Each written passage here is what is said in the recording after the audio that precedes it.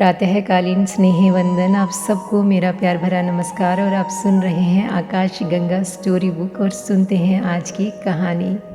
बहुत पुराने समय की बात है। दमिश्क में एक राजा हुआ।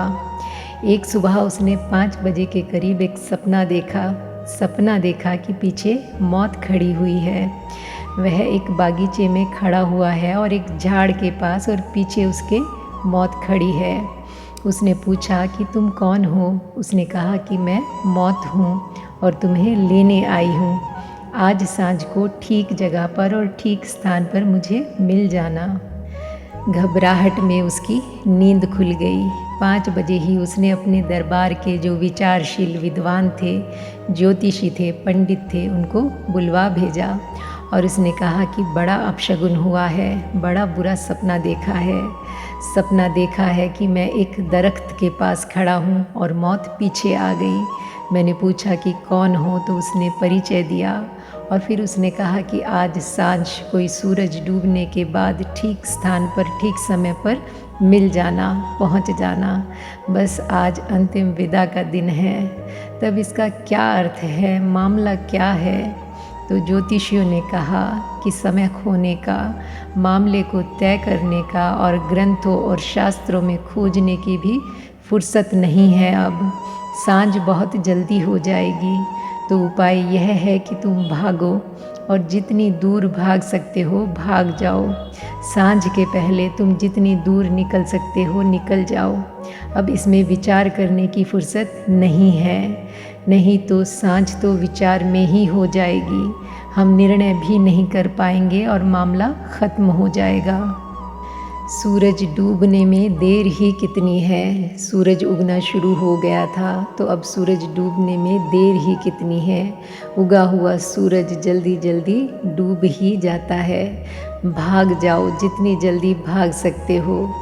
तेज से तेज घोड़ा और राजा भागा। प्राण बचाने की बात थी तो सारे प्राण छोड़कर भागा। जितनी शक्ति थी घोड़े की, भगाया भगाया सैकड़ों मील। सांझ सूरज डूबने लगा तो वह दूर निकल गया। उसने थोड़ी राहत की सांस ली। काफ़ी फासला तय कर लिया था और एक बगीचे में जाकर घोड़े को बांध रहा था एक दरख्त से, तो पाया कि सूरज डूब गया और मौत पीछे खड़ी है। उसने घबरा कर पूछा कि कौन हो? तो मौत ने कहा कि ठीक जगह और ठीक समय पर आ गए, यहीं तो बुलाया था। काल्पनिक है कहानी। सुबह ही सपने में नहीं, पूरे ही सपने में देखी गई होगी, समझ सकते हैं। लेकिन हम सब भी इस कहानी के पात्र हैं। जिससे भाग रहे हैं उसी की तरफ पहुँचे जा रहे हैं। कितना ही भागें और घोड़े को कैसे भी दौड़ाएं और प्राण छोड़ दें और भागते चले जाएं, आखिर में पाएंगे कि सही जगह पहुंच गए जहां बुलाए गए थे। और तब पीछे मौत को खड़ा हुआ पाएंगे।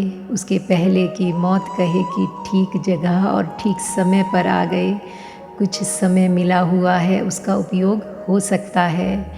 जो उसका उपयोग नहीं करता और नहीं जागता वही अधर्म में है। जो उसका उपयोग कर लेता है और जाग जाता है वह धर्म में प्रविष्ट हो जाता है।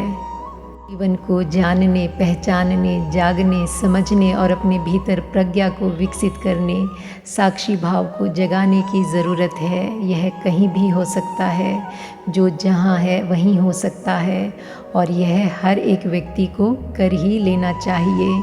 अन्यथा जीवन तो आएगा और व्यतीत हो जाएगा और तब हमें ज्ञात होगा कि हमारे हाथ में कुछ भी नहीं है। मौत सामने खड़ी होगी और हमको पता चलेगा कि हम तो खाली हाथ हैं। फिर मौत से कितना ही भागे, कहीं कोई भागकर नहीं जा सकता। कहीं भी भागें फिर भागने का कोई उपाय नहीं है। जागने का उपाय है मौत से, लेकिन मौत से भागने का कोई उपाय नहीं है। धर्म में प्रविष्ट हो ऐसी परमात्मा प्रेरणा दे। महावीर को प्रेम करते हो, बुद्ध को प्रेम करते हो, कृष्ण को प्रेम करते हो, क्राइस्ट को प्रेम करते हो। उनका प्रेम ऐसी प्रेरणा दे कि उस सत्य के प्रति जागे जिसकी कोई मृत्यु नहीं है। स्वयं को जाने जो अमृत है और उससे भागने की नहीं, उसमें प्रवेश करने की बात है। यह हो सकता है जैसे प्रत्येक बीज में अंकुर छिपा है, ऐसा प्रत्येक व्यक्ति में परमात्मा छिपा है। और अगर बीज रह जाए तो जिम्मा हमारे सिवाय किसी और का नहीं होगा। वह वृक्ष बन सकता है। परमात्मा ऐसी क्षमता, ऐसी अभिप्सा, ऐसी प्यास प्रत्येक को दे कि वह बीज वृक्ष बन सके। और आज के लिए इतना ही। मिलते हैं फिर एक नई कहानी के साथ। तब तक के लिए thank you God and thank you universe.